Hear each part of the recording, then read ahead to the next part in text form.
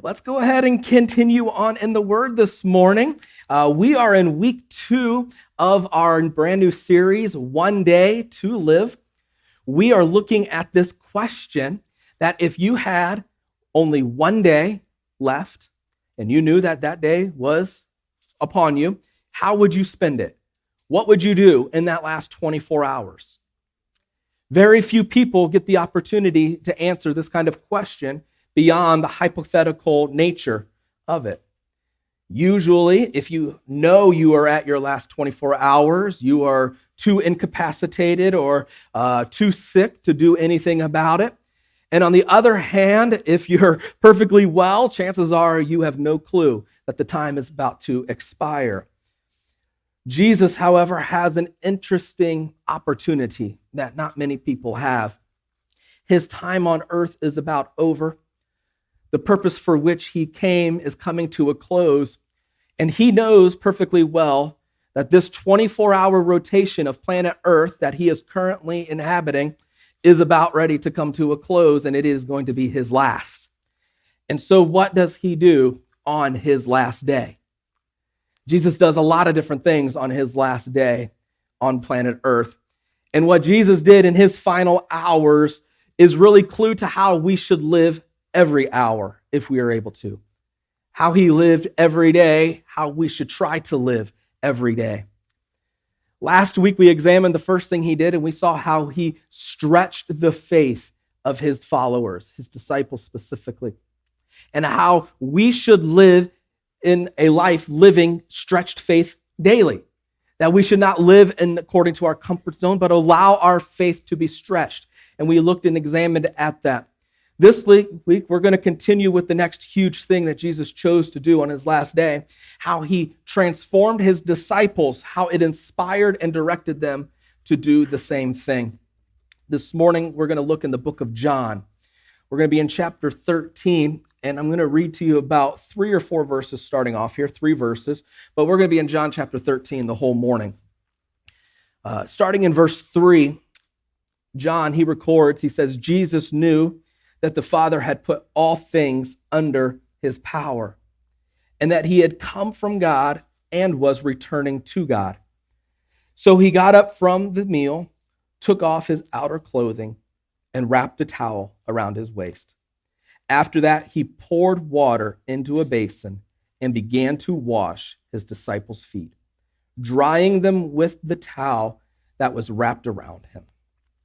This morning, I want to share with you just for a few minutes about living positioned to serve. Living positioned to serve. Let's pray for the word this morning. Father, thank you so much for your word today. We ask, Lord, that it would be your words that speak today. We ask, Lord, that our hearts would be receptive today. And Lord, we ask that our lives would be changed today. Do these things in your name, the name of Jesus, we proclaim. Amen. Amen. Have you ever met someone with an undocumented set of standards? An undocumented set of standards. Let me tell you what I mean by this. I'm talking people that have standards that they don't post them. They don't tell you about them. They're not flippantly declaring or expressing what these standards are. However, there comes a time when you ask them to do something, you ask them about something, and they have no problem in letting you know how they feel about it. In fact, it's usually that act of you asking them that sets into motion a series of events in which what you were not known or aware of before is about ready to be made keenly aware in your life. They tell you with a resounding authority in their life, I don't do that. Let's look at an example this morning. Maybe you remember way back when you first got married. You first got married, not me. I don't even remember if this happened or not in our life. Maybe it did. This just is a nice generic example. I'll come up with a more specific one in a second for you. Maybe you were newly married and things were going well.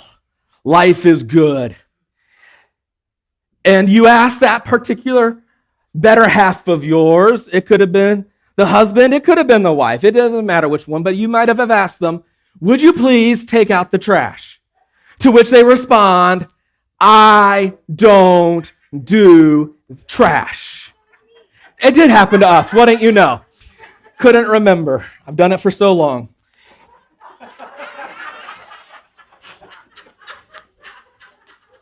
You know, I have one of these ideals myself. I do. I have this ideal that I live to, that I don't do this. I love kids.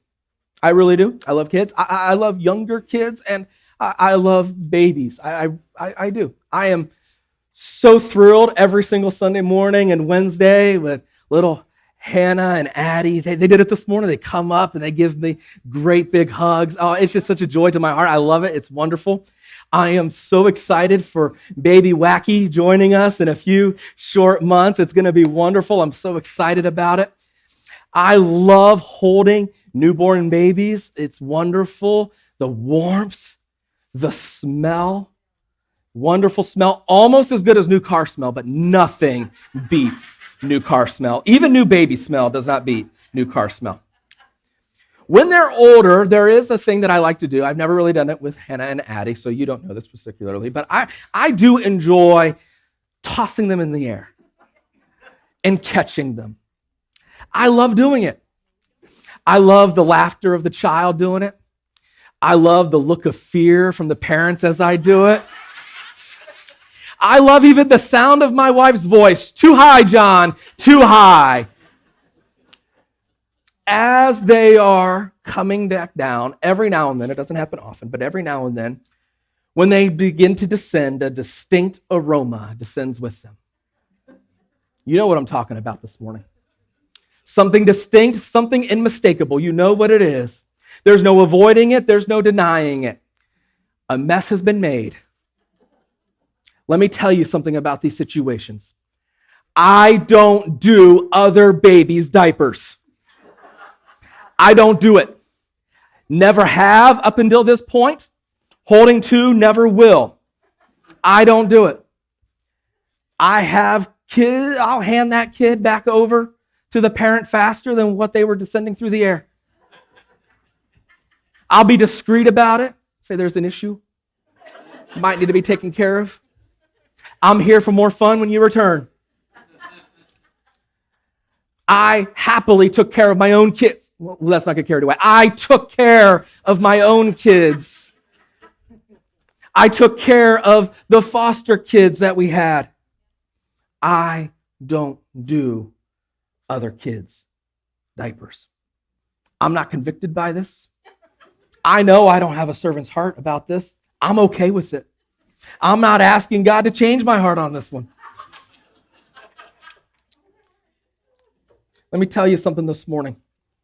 The connection to being a servant this morning, this was an amusing anecdote to kind of talk about and to laugh about, but what's not amusing, though, is when there are far more serious things that believers aren't willing to do.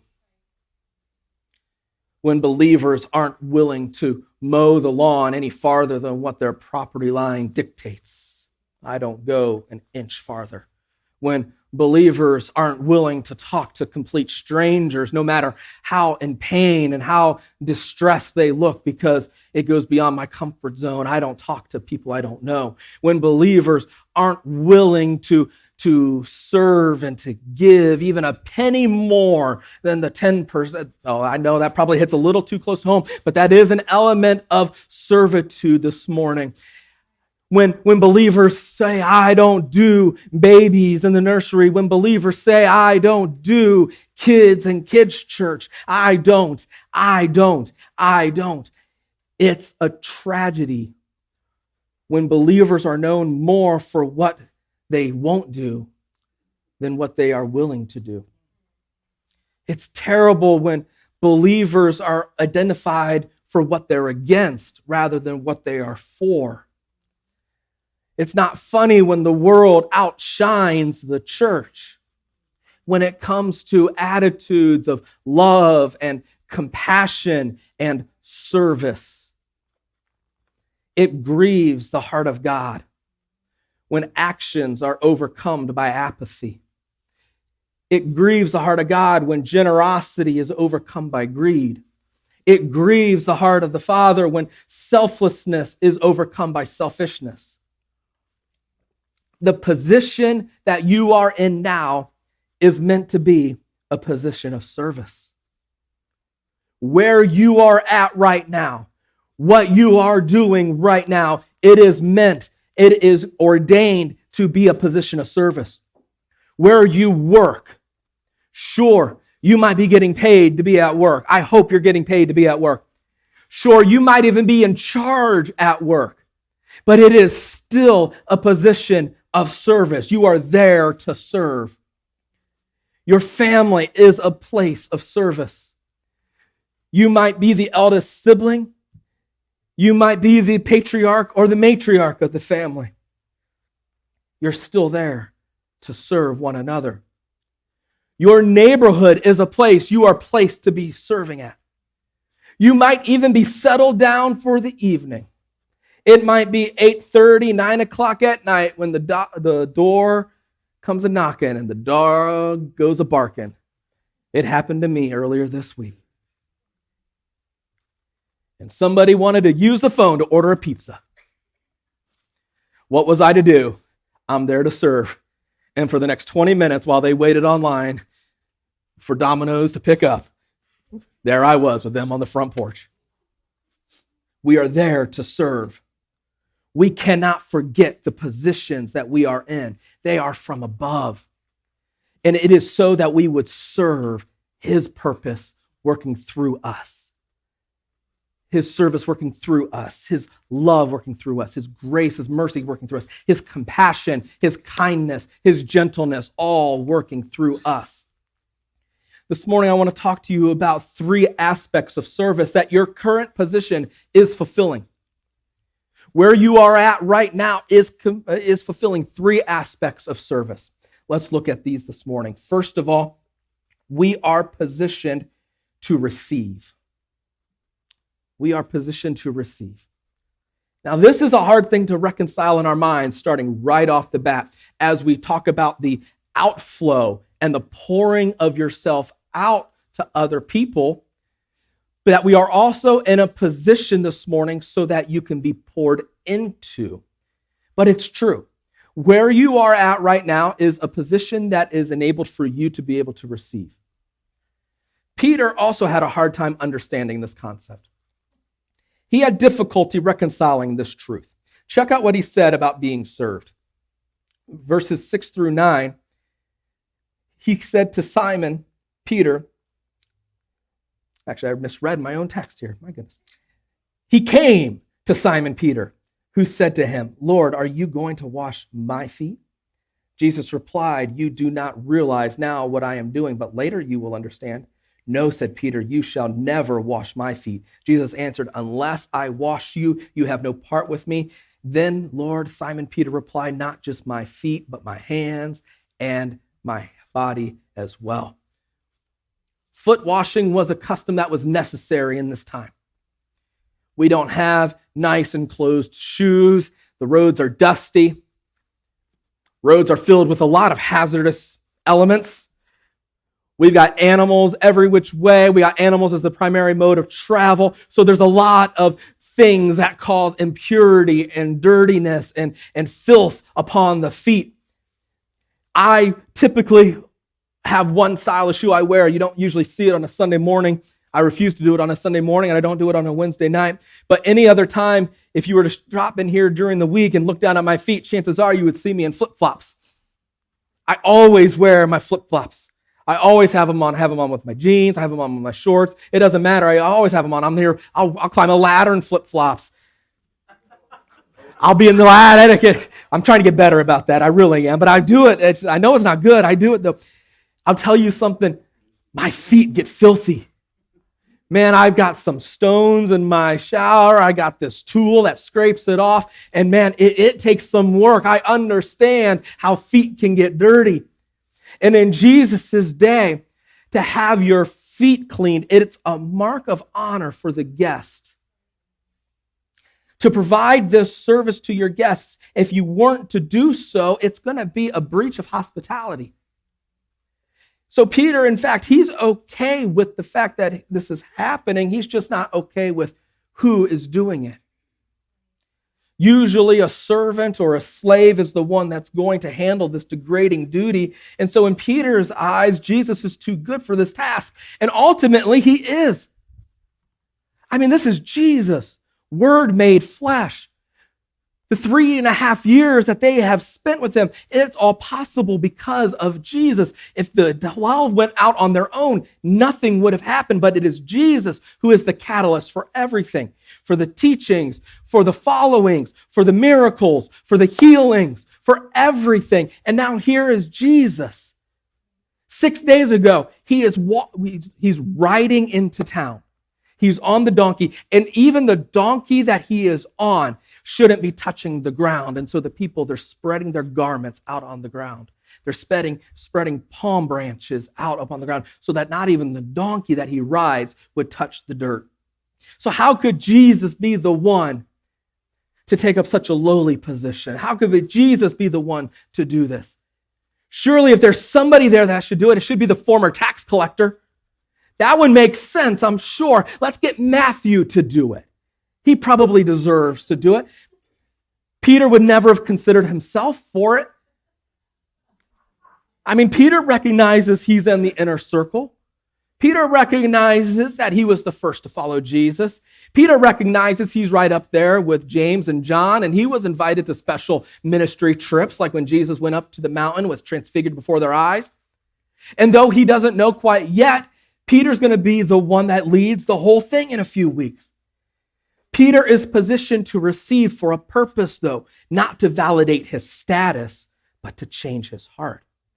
And there is the element. We are positioned to receive because it's so easy to get to a point to where we believe that we're entitled to receive. Oh, I've put in the work. Now it's my turn. I've paid my dues. Now it's my time. I've put in the struggle. I've bled. I've sweat blood and tears. Now it's my time. Now it's my time for success. Now it's my time to be served. I think this is where Peter might be at right now. Jesus has said plainly and openly that he is about to be ready to be taken from him, from them. And though he doesn't quite interpret this the correct way, he does have an interpretation that he believes that there's our days of power and authority that they're on the horizon. And though he is right about that, he is wrong about the definition of what true power and authority is going to look like. And there is Jesus pouring into him so that he can receive and get a proper example of what true power and authority looks like. This morning, church, we are empowered. We are empowered, but not so that we can look at everybody and say, look at us. We are empowered so that we can be the proper example to say, this is what true power looks like. This is what true authority looks like. There is such power in Jesus' posture as he takes the knee and he begins to wash the feet of his disciples because true authority is revealed in this time. There's such power in Jesus' posture as he does this because true leadership is displayed at this time. True purpose is fulfilled at this time. Purpose that Jesus himself described. He said in Matthew 20, verse 28, for the Son of Man came not to be served, but to serve others. Say that with me, serve others, and to give his life as a ransom for many. When we are positioned to receive, it's not to hail our status, it's to humble our spirit. In 3 distinct different places, the Bible says God opposes the proud. God opposes the proud. It says it in Proverbs, and it says it in James, and wouldn't you know, it says it in 1 Peter. Wouldn't you know that 1 Peter says that Peter might have learned something in this moment. God opposes the proud. The last thing I need is God opposing me. When there's so many other things in this world opposing me, when there's an enemy opposing me, the last thing I need. But yet he go to the other end of this phrase. He gives grace to the humble. We're positioned to receive his grace, his mercy. That's the ultimate display of his servant's heart. Oh, the posture he took, not with a bended knee in an upper room, but the posture he took with spread out arms on a cross. These outstretched arms on the Calvary, this posture, it changes our hearts. It changes our outlook. It changes our posture. This brings us to the second aspect of our position. Secondly, we are positioned to relay. Look at verses 12 through 16. When he had finished washing their feet, he put on his clothes and returned to his place. Do you understand what I have done for you? He asked them. You call me teacher and Lord, and rightly so, for that is what I am. Now that I, your Lord and teacher, have washed your feet, you also should wash one another's feet. I have set you as an example that you should do as I have done for you. Very truly, I tell you, no servant is greater than his master, nor is a messenger greater than the one who sent him. If I've been served, I better be ready to serve. Because there is someone else who's in a position like I was just in. There's someone there that God desires to work in them. God desires to reveal himself to them. And wouldn't you know it, he does it through the willingness of people like me. Jesus had a bent knee in service, and now the disciples were to do the same and to mimic it, even to the people that they didn't want to, even to the people that they didn't think were worthwhile to. Peter faced serving people he didn't want to, and the conundrum behind it several times in his ministry beyond these times. In Acts chapter 10, Peter, he's challenged to be a servant messenger.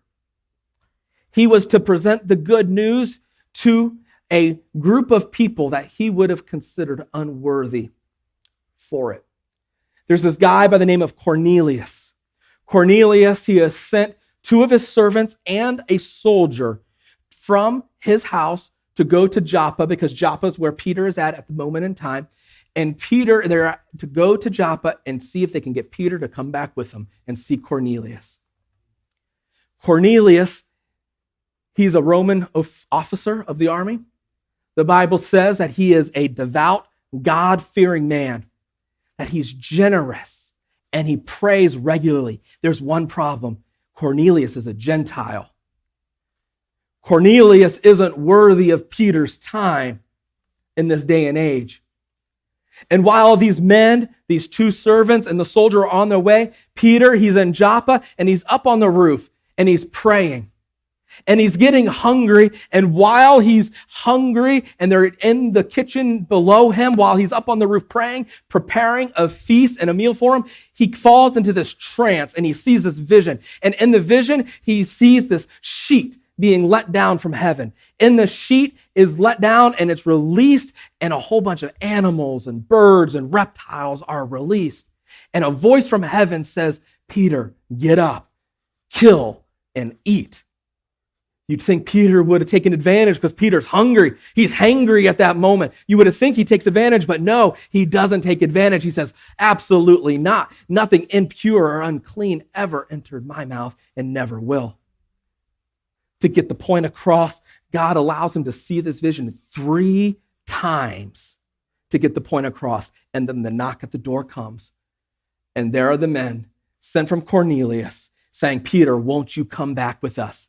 Our master, my commanding officer, they want to see you. What is Peter to do but to obey?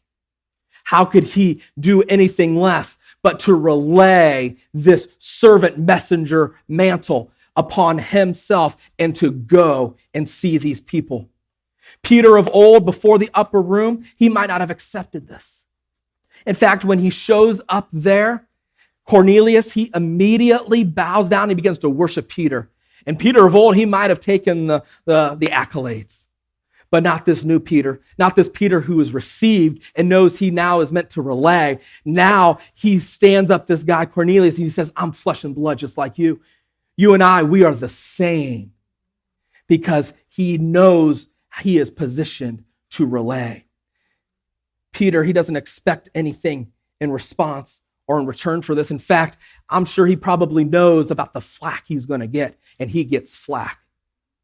Oh, he gets a lot of flack. Just read Acts chapter 11 and see this whole business meeting that the church in Jerusalem puts on. We're having a business meeting next week. Our business meeting isn't anything like this business meeting to see if people of certain ethnicities are worthwhile of the gospel, because that's what that whole business meeting was about in Acts 11.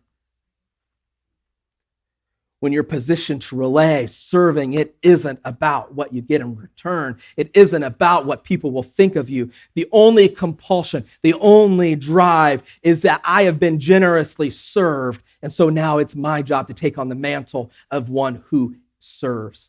Someone else can have the mantle of being one who receives. Now it's my turn to pour out. And those people who receive, they might not even know it. They might not be expecting it, but when I relay what I have received, others will see what God has desired for them to see. That he is for them and not against them. That he is loving, caring, compassionate. And sure, we can say these things, we can verbalize these things all day, every day, but my posture will say far more than what my mouth ever will. My open hand, my bended knee, my open arms, that speaks wildly and more vividly and more extremely than any word I could ever speak. It's time to relay what we receive. Jesus washed his disciples' feet. Whose feet are before you this morning? Who is positioned, ready to receive before you this morning? Thirdly, this morning, we are positioned to repeat. We are positioned to repeat. The final part of this text in verse 17, he says, now that you know these things, you will be blessed if you do them. Here's the thing about relaying. It's not about once. It's about the process. It's about the lifestyle. In recent years, there's been this term, I don't know how long it's been around. I've heard it probably for about 8-10 years now. It's called know your why. You ever heard of that phrase before? You got to know your why. You've got to know and have an understanding of why it is you do what you do. You have to have an understanding of why you must, why you are compelled to do what you do. It's the drive that motivates you. It's what keeps you working towards a goal, working towards a purpose. When you know your why, you'll stay consistent to the cause.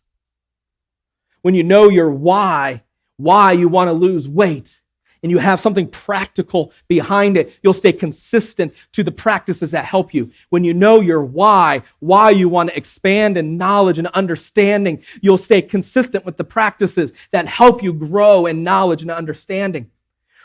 We don't serve because we know others will repay it to us. That's not the reason why we serve. That's not our why.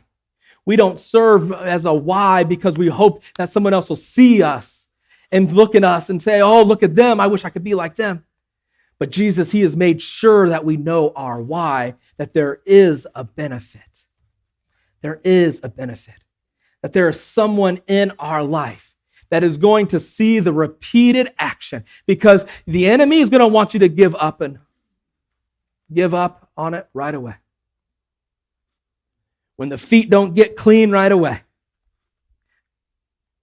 When what it is that has been plaguing their soul, that you're serving, hoping that God will reveal himself, hoping that God will reveal who he is to them, and they will bend their knee in submission to him. And when it doesn't happen right away, the enemy will say, see, it's not even worthwhile. It's not even worthwhile. But it is worthwhile. When you know your why, when you know that it's a continual process, when you know that it doesn't just take one time, it takes multiple times. It takes an open arm continually, not just on Sunday when you see other people because you just got out of church and you just heard this message, but on Monday and on Tuesday and on Wednesday. It takes a continual practice. It must be repeated. It must be repeated. People I interact with, they are depending upon me maintaining this lifestyle. They're depending upon me to create, to pray. God, create opportunity. Give me creativity on how I can be a servant in this world. They're waiting for me not to just be aware of the need, but to be available to meet the need. To not be grudging and to be upset about it, but to be joyful in it. In the right heart. The Bible says that out of the heart, the mouth speaks, but out of the heart, the body serves as well. And you can tell when somebody is serving and their heart isn't quite in it. You can tell when someone is serving and they really don't want to do it. You stay consistent with it. You stay repeating it. And this comes the blessing. Not in the return of what I get in it, but in the repetition of what they get from it. When Jesus had only one day to live, he didn't live it up in the pleasures and in the indulgences of being served. He didn't go out living up the night as a night to remember, or at least not in the way in which we would have defined it. Rather, Jesus redefined what a night to remember should be. He redefines it by serving those closest to him. It was on his list of the top things to do. The second thing he did, the scripture records that day. He planned for it. He could have done it at any point in time over the past 3.5 years. I find that interesting as I was kind of thinking about that. He could have done it at the very beginning, set the example right away. He could have done it halfway through. He could have done it after some of the victory ministry moments, after the feeding of the 5,000, after the walking on water, after the calming of the storm, after the dead being raised. He could have done it after any of those, but he waits until this Passover evening. And they're all secluded in this intimate upper room, just enjoying each other's company, reflecting upon the victories of what they've accomplished in the past year. And Jesus, he gets up and he just doesn't think about it. He puts action behind it. He takes off the outer garment. He wraps the towel around him and he goes and he bends the knee. Don't leave here today with only intentions to serve on your mind. Leave here today settled in your heart. I'm positioned. I've been positioned to receive. I'm still in a position to receive. That position doesn't leave. But neither does the position to relay or repeat. Live today like it's your last. Live today like there might be someone that you run into that they're not going to have the opportunity to come upon a servant quite like you ever again. And so this is the day that they have the opportunity to see true Christ-centered servitude and openness and love and compassion and mercy in a pure way. It could be the difference in someone else's life. This morning, with every head bowed, every eye closed in this place,